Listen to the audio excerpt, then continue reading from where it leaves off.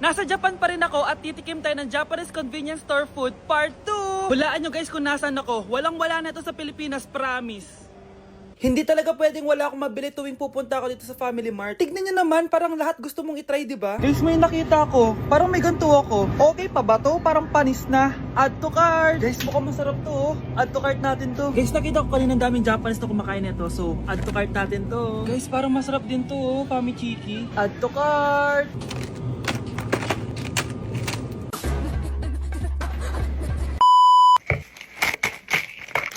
Tikman na natin! Una natin titikman na itong mukhang baya. Bakit kaya ganito kulay niya? Ito yung amoy niya, amoy mani. Unang kagat. Masarap siya pero lasa sa mani. Oo eh. Masarap siya. Sarap siya. 7 out of 10 to. Next natin tong Pamichiki. Tignan nyo guys, grabe. Walang buto to ah. The best! Pupunta talaga ako ng Japan para lang dito. Buhay ko out of 10 to guys. Next, mag-drinks muna tayo. Sarap. Wala akong masabi. Ang sarap niya. 10 out of 10 to sa akin. Ang daming Japanese na kumakain nito kanina. So, try na natin kung masarap ba talaga. Simpleng natikman. Para siya marshmallow. Ayos din yan. Masarap siya pero medyo matamis siya. Mahilig sa matamis. Sarap! Okay. Next natin itong palaging kinakain ni Honey Bunch. So para siyang pandesal na may feeling sa loob. Dami pala niya. May laman siya guys. You know? Masarap siya pero wala siyang lasa. O yan naman, magko-comment na naman masarap pero walang lasa eh. I'll give it 7 out of 10. Next natin tong parang mushroom na parang chocolate din. Next natin tong Ganito yung itsura niya.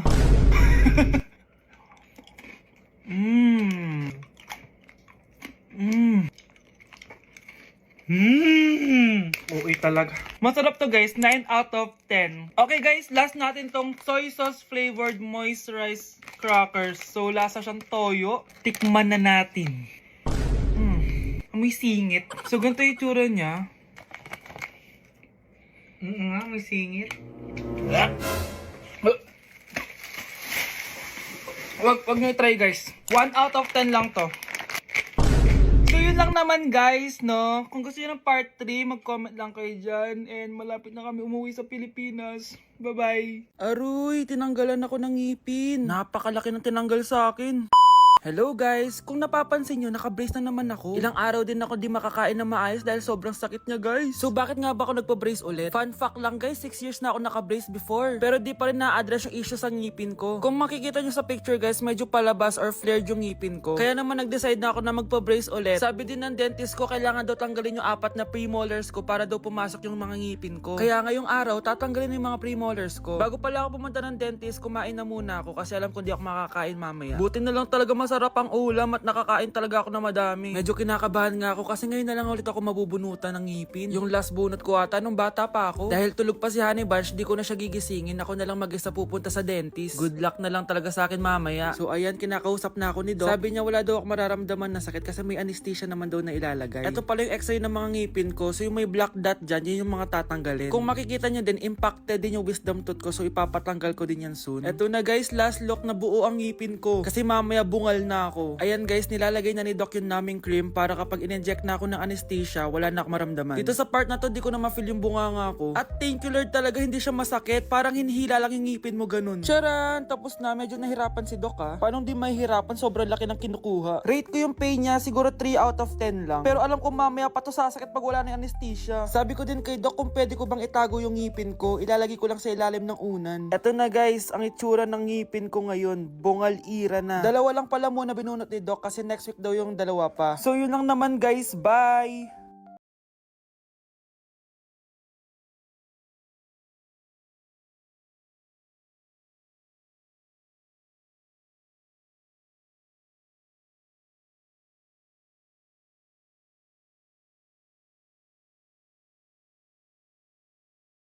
Hala, nalipat na naman ako ng classroom. Bakit kinder yung nakalagay dito? Saan yun? Ba't puro mga bata yung nandito? Hi mga bata! Ang lesson natin ngayon ay addition. Sino dito ang makakasagot ng 1 plus 1? Ang dali naman ang lesson dito. Ah, ma'am, 1 plus 1 is equals to 2. Correct! Mga bata, 5 claps para kay Scarlett. Hindi niyo ba alam yun? Mga bata, science na tayo ha. Ilan ang planeta sa solar system natin? Ba't walang nagtataas ng kamay? Ah, ma'am, there are 8 planets in our solar system. Correct! Siguro nag-a-advance reading si Scarlett. Lo, ba't parang walang alam yung mga kaklase ko?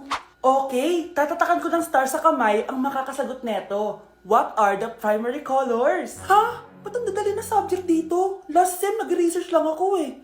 Ma'am, the primary colors are red, blue, and yellow. Wow! Mukhang may magiging top 1 na tayo ah. Hala, mukhang magiging top 1 pa ako dito. Ah, namali siya ng classroom. Okay. Scarlett Iha, namali ka daw ng classroom, oo.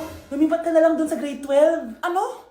Siya ba'y napunta sa kinder? Alright, may bagong dating tayo, class. Miss, pwede mo bang sagutin itong nasa blackboard?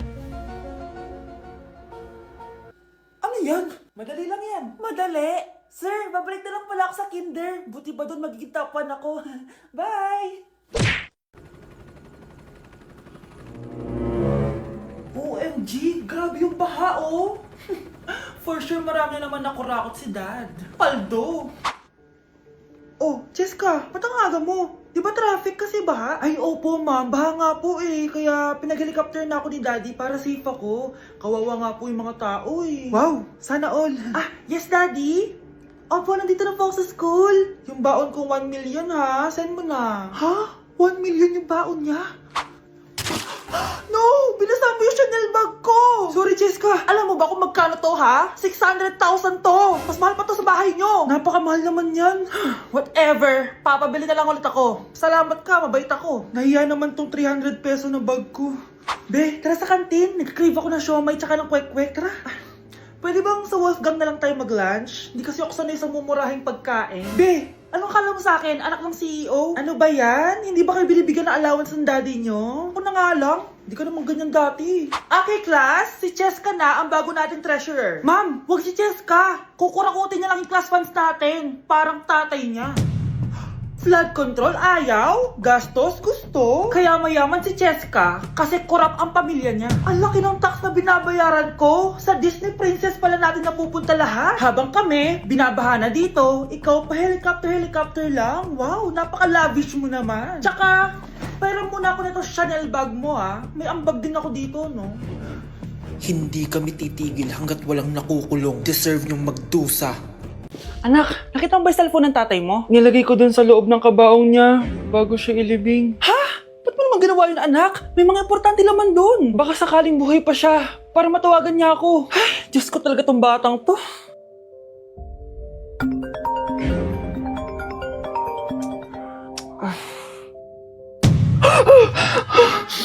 Matawag si tatay. Nay, kailangan natin pumunta sa sementeryo. Tumawag sa akin si tatay. Anak, pwede ba? Wala akong oras makipagbiruan sa'yo. Marami pa akong tatapusin trabaho. Pero nay, Pag di ka pa tumigil, kukunin ko yung cellphone mo. tay, sumagot ka. Alam kong buhay ka. Sa lahat ng pwede kong makita, ikaw pa talaga. Cheska, tinatawagan ko lang tatay ko. Nababaliw ko na talaga, no? Patay na tatay mo, di ba? Baliw. Hindi, buhay siya. Ito tandaan mo. Kapag hindi ka pa tumigil sa kabaliwan mo, susunod ka na sa tatay mo. Sinabihan akong baliw ni Cheska tapos sinaktan niya ako. Totoo naman, di ba? Nabuhay ka. Anak, nabalitaan mo na ba? Ha? Ang alin, Nay? Patay na si Cheska. Natagpuan siyang walang buhay dyan sa may ilog. Ano? Ay, Diyos ko, kawawang bata. Tay, sumagot ka na please. Ikaw! Ikaw ang pumatay sa anak ko! Ano? Eh, siya nga to ng away sa akin eh. Ikaw ang huli niyang kasama. Tandaan mo to. Isusunod kita sa tatay mo. Tay, hindi ko na alam gagawin ko. Sinisisi ako ng nanay ni Cheska sa pagkamatay ng anak niya. Natatakot ako. Anak, yung nanay ni Cheska. Oh, bakit, Nay? Pinatay daw. Binitin sa may puno. Ano? Nakakatakot na dito sa barangay natin, anak. Sinong pumapatay sa kanila? Nay, may tao. Sino po sila? Magandang araw po. Ako po si Detective Jason. Ako ang may hawak sa investigation case sa pagkamatay ni Cheska at ng kanyang nanay. Bakit kayo nandito? Dahil dito.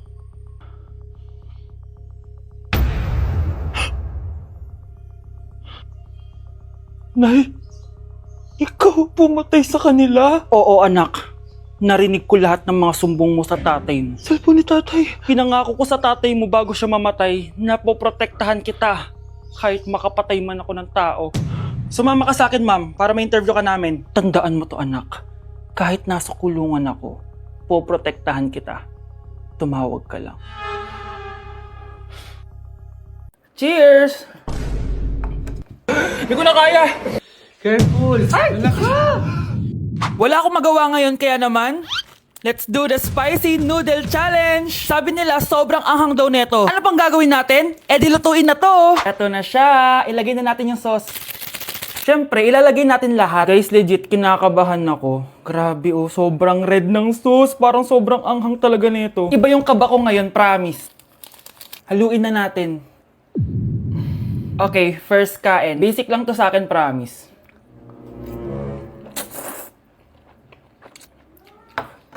Parang wala lang. Napaka-basic. Parang level 1 lang siya. Wala siyang bahid ng kaanghangan. Guys, uubusin ko to para sa inyo.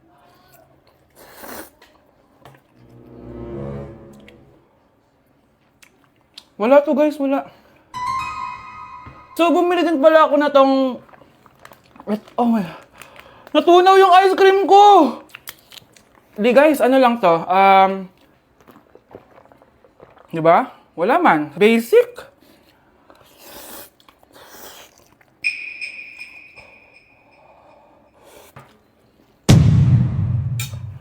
Wala naman.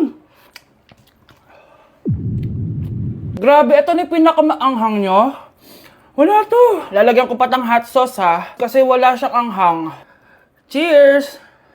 Oh my God!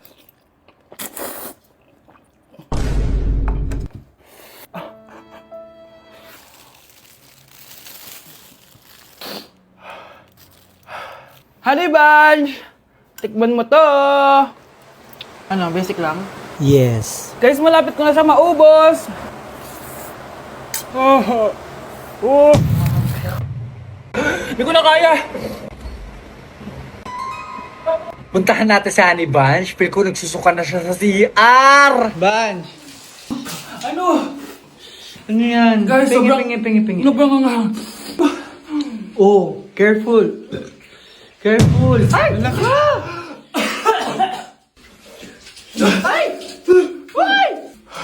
Next challenge tayo ng spicy. Ayoko na. Sa teacher nating naging pangalawang nanay natin, Oh, Scarlett, kanina ka pa tahimik. May problema ka ba? Ano po kasi ma'am?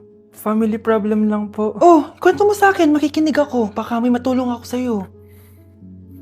Nak, ang bababa ng mga scores mo sa akin. Nangangalap kang bumagsak. Ma'am, sorry po. Dami ko po kasing inisip na itong mga nakarang araw eh.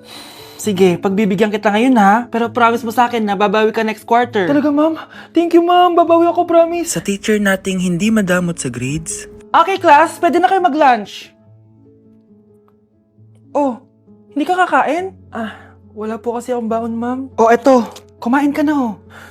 Salamat po ma'am. Magsabi ka lang sa akin, nak ha? Hindi ka makakaisip ng maayos pag wala kang kain. sa teacher nating nagbibigay ng pagkain, sa lahat ng mga teacher sa mundo na nagturo sa amin kung paano lumaban sa buhay, Happy Teacher's Day!